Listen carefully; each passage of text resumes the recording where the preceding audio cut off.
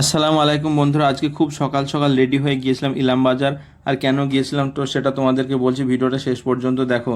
তাই খুব সকালেই বার হয়ে পড়লাম, আমি আর মইদুল দুজন মিলে বার হয়েছিলাম।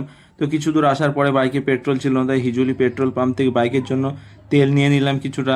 তো কিছু দূর আসার পরে খুব তাড়াতাড়ি কাটোয়া ঘাটে পৌঁছে গেলাম। তো কাটোয়া ঘাটে সকালবেলাকার দৃশ্যটা দেখতে খুবই সুন্দর লাগছিল, এখনও সূর্য ওঠেনি। তাই তাড়াতাড়ি চলে আসলাম, নৌকাটা একটু লেট ছিল তাই ওখানে একটু দাঁড়িয়ে ঘোরাফেরা করছিলাম।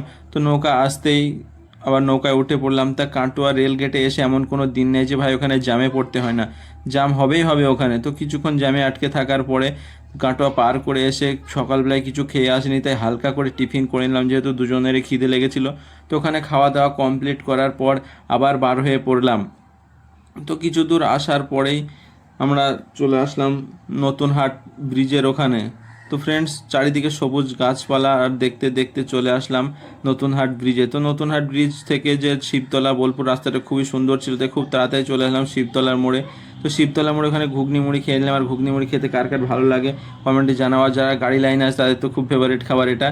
আর ইলাম বাজারের এই জঙ্গলে এই দৃশ্যটা দেখতে এত সুন্দর প্রাকৃতিক মনোরম দৃশ্য, আমার তো খুব ভালো লাগে। সবুজ গাছপালা দেখতে দেখতে ইলাম বাজার পৌঁছে গেলাম। তো ইলাম বাজার ঈশা ভাই এসে নিয়ে গেল আমাদেরকে। আর আজকে শফিক ভাইয়ের এসএস এগ্রো নতুন দোকানের উদ্বোধন ছিল, ওখানে গিয়েছিলাম। আর ওখানে গিয়ে খুবই ভালো লাগলো, সকলের সঙ্গে দেখা হলো, গাড়ি মালিক ও ড্রাইভার কেরামত ভাই সবার সঙ্গে দেখা হলো। তো ফ্রেন্ডস, আজকের ভিডিও এই পর্যন্ত।